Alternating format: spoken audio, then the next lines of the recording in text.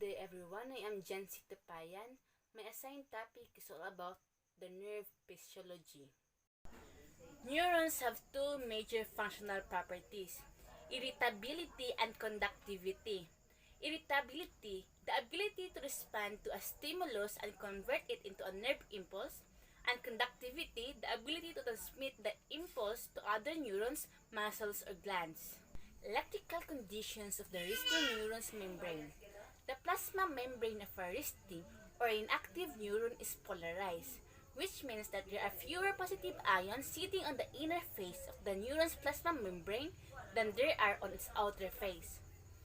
The major positive ions inside the cell are potassium, whereas the major positive ions outside the cell are sodium. Take note that as long as the inside remain more negative than the outside, the neuron will stay inactive. Action potential, initiation, and generation. Many different types of stimuli excite neurons to become active and generate an impulse. However, most neurons in the body are excited by neurotransmitter chemicals released by other neurons. The permeability properties of the cell's plasma membrane change for a very brief period. Normally, sodium ions cannot diffuse through the plasma membrane to any great extent, but when the neuron is adequately stimulated, the gates of sodium channels in the membrane open. Because sodium is in much higher concentration outside the cell, it then diffuses quickly into the neuron. This inward rush of sodium ions changes the polarity of the neuron's membrane at that site, an event called depolarization. The inside is now more positive, and the outside is less positive, a local electrical situation called a graded potential. However, if the stimulus is strong enough and the sodium influx is great enough, the local depolarization activates the neurons to initiate and transmit a long-distance signal called an action potential, also called a nerve impulse in neurons. The following are the steps initiating action potential or nerve impulse. Resting membrane is polarized. In the resting state, the external phase of the membrane is slightly positive. Its internal phase is slightly negative. The K extracellular ion is sodium, whereas the K intracellular ion is potassium. Stimulus initiates local depolarization. A stimulus changes the permeability of a local patch of the membrane, and sodium ions diffuse rapidly into the cell. This changes the polarity of the membrane. The inside becomes more positive, and the outside becomes more negative. Depolarization and generation of an action potential.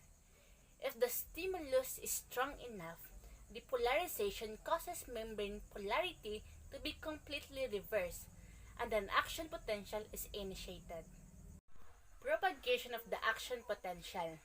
Depolarization of the first membrane patch causes permeability changes in the adjacent membrane, and the event described in step 2 are repeated. Thus, the action potential propagates rapidly along the interland of the membrane. Repolarization.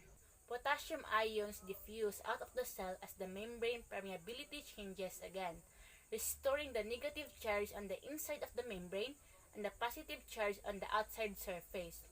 Repolarization occurs in the same direction as depolarization. Initial ionic conditions restored. The ionic conditions of the resting state are restored later by the activity of sodium-potassium pump. 3 sodium ions are ejected for every 2 potassium ions carried back into the cell. We are done about irritability. Let's proceed to talk about conductivity.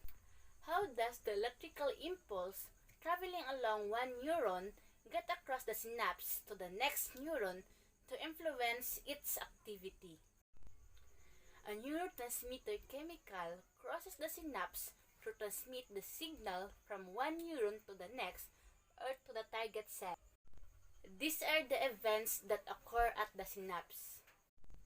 When the action potential reaches an action terminal, The electrical change opened calcium channels. Calcium ions in turn caused the tiny vesicles containing neurotransmitter to fuse with the axonal membrane, and pore-like openings form, releasing the neurotransmitter into the synaptic cliff.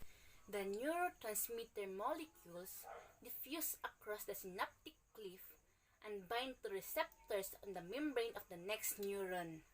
If enough neurotransmitter is released, sodium entry depolarization will occur, generating a graded potential and eventually a nerve impulse in receiving neuron beyond the synapse.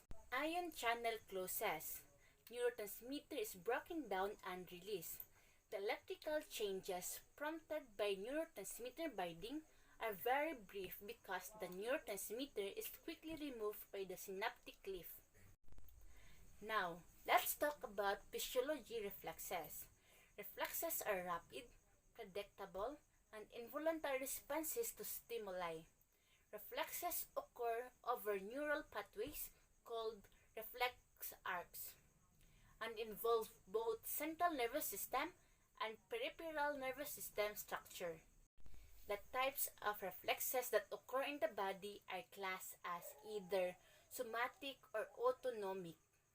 Somatic reflexes include all reflexes that stimulate the skeletal muscles. These are still involuntary reflexes, even though skeletal muscles normally is under voluntary control.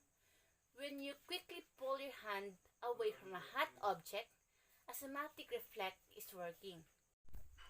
Autonomic reflexes regulate the activity of smooth muscles, the heart, and glands.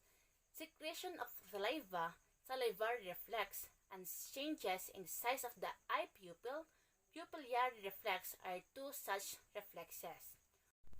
Autonomic reflexes regulate such body functions as digestion, elimination, blood pressure, and sweating. All reflex arcs have a minimum of 5 elements. Receptor, which react to stimulus. Effector, the muscle or gland eventually stimulated.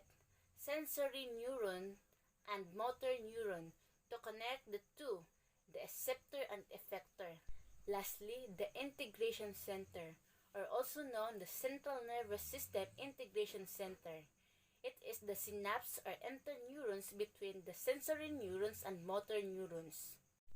Patellar or knee-jerk reflex is an example of two-neuron reflex arc. It is usually tested during a physical exam to determine the general health of the motor portion of our nervous system. The flexor or withdrawal reflex is a three-neuron reflex arc in which the limb is withdrawn from a painful stimulus. A three-neuron reflex arc also consists of 5 elements: receptor, sensory neuron, interneuron, motor neuron, and effector. Many spinal reflexes involve only spinal cord neurons and occur without brain involvement. As long as the spinal cord is functional, spinal reflexes, such as the flexor reflex, will work.